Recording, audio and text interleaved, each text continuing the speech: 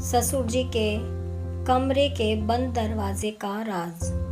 सविता गृह प्रवेश के समय काफी घबराई हुई थी।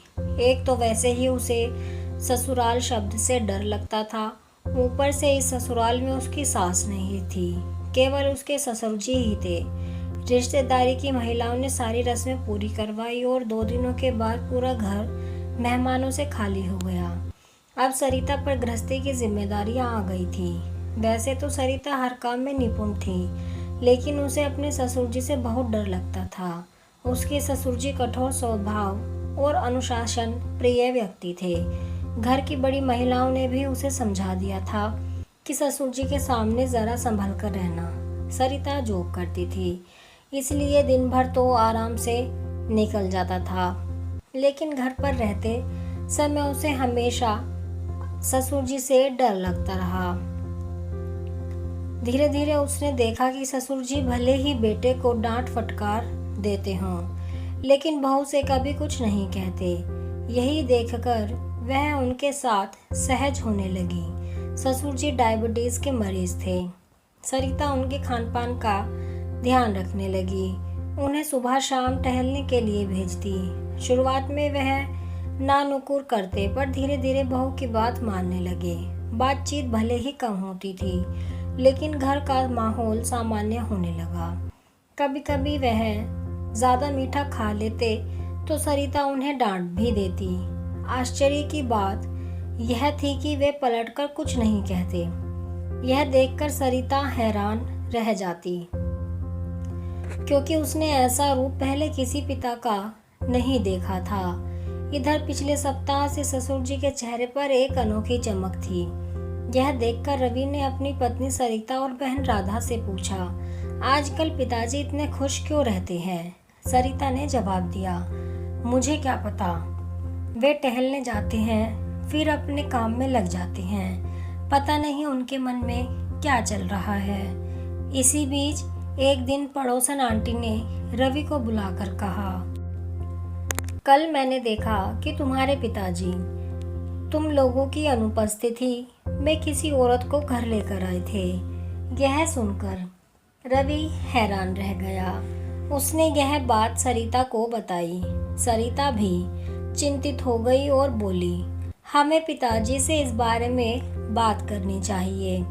रवि ने कहा, बात तो सही है, लेकिन ऐसे सीधे पूछ लूं तो उन्हें बुरा लग सकता है। मैं कोई और उपाय सोचता हूँ। काफी सोच विचार के बाद रवि ने घर में छुपा कैमरा लगा दिया। देर रात ऑफिस से लौटकर जब उसने रिकॉर्डिंग देखी तो सन रह गया। उसमें पिता एक खूबसूरत औरत को घर लाकर अपने कमरे में ले जाते दिखे और लगभग 2 घंटे बाद वह औरत वहां से बाहर निकल गई। रवि को बहुत गुस्सा आया। उसने ठान लिया कि सुबह ही पिताजी से इस बारे में बात करेगा।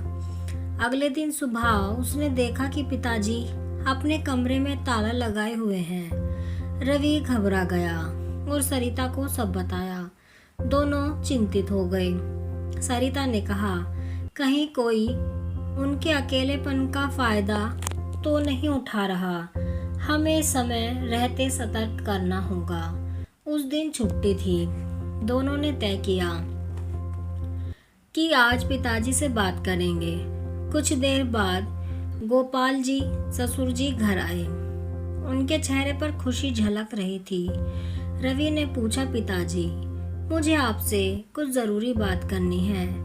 गोपाल जी मुस्कुराकर बोले, अभी नहीं बेटा, थोड़ी देर बाद, अभी मुझे बहुत जरूरी काम है।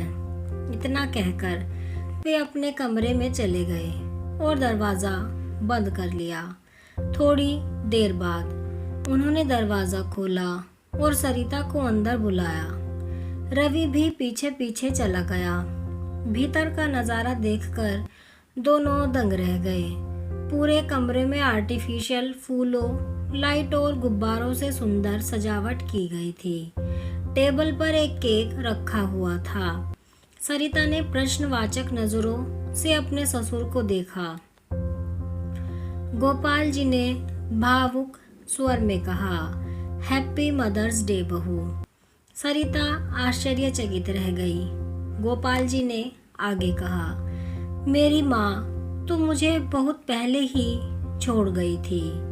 मेरी परवरिश चाची ने की, लेकिन उन्होंने कभी स्नेह नहीं दिया। फिर शादी के बाद मेरी पत्नी ने मुझे बहुत प्यार दिया, लेकिन उसके जाने के बाद मैं अकेलेपन में डूब गया। जब से तुम इस घर में आई हो, तुम्हारे प्रेम में मुझे माँ का ममत्व महसूस होता है। तुम मेरे खान पान का ध्यान रखती हो, मुझे बच्चों की तरह समझाती हो। आज के दिन मैं तुम्हें खास महसूस करवाना चाहता था।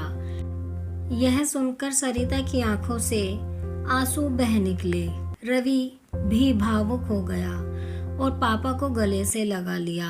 सरिता ने उनके पैर छूते हुए कहा, पिताजी, आपने मुझे यह दर्जा देकर बहुत बड़ा सम्मान दिया है। मेरे पास अपनी खुशी व्यक्त करने के लिए शब्द नहीं हैं। गोपाल जी ने उसके सिर पर हाथ फेरते हुए कहा, तुम मेरी बहू भी हो, बेटी भी और माँ भी। सच में तुम धन्य हो। तुम्हारे आने से इस घर की रौनक लौट आई है। तीनों की आंखों से खुशी के आंसू बह रहे थे। इसी बीच रवि ने पूछा, पिताजी, इतनी सजावट आपने अकेले कैसे कर ली?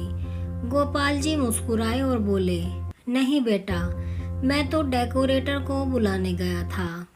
जिस लड़की को बुलाया था उसने ऐन वक्त पर आने से मना कर दिया, तो दूसरी औरत को लेकर आया। उसने यह सारी सजावट की। यह सुनकर रवि को सारा भ्रम दूर हो गया। वह मन ही मन सोचने लगा, अच्छा हुआ मैंने पापा से जल्दबाजी में कुछ नहीं पूछा, वरना उन्हें बहुत बुरा लगता। सरिता को भी अब अच्छे से समझ आ चुका था कि कठोर दिखने वाले ससुर जी का दिल कितना मासूम और भावनाओं से भरा है। कहानी का संदेश, अपने अपनों से प्यार जताने का कोई भी मौका मत छोड़िए। आप कमेंट में ज़रूर बताएं कि आपको ये कहानी कैसी लगी है। अगर आपको ये कहानी पसंद आई हो तो वीडियो को लाइक करें, शेयर करें और चैनल को सब्सक्राइब करें ऐसी ही कहानियों के लिए, और अपने विचार कमेंट में ज़रूर बताएं।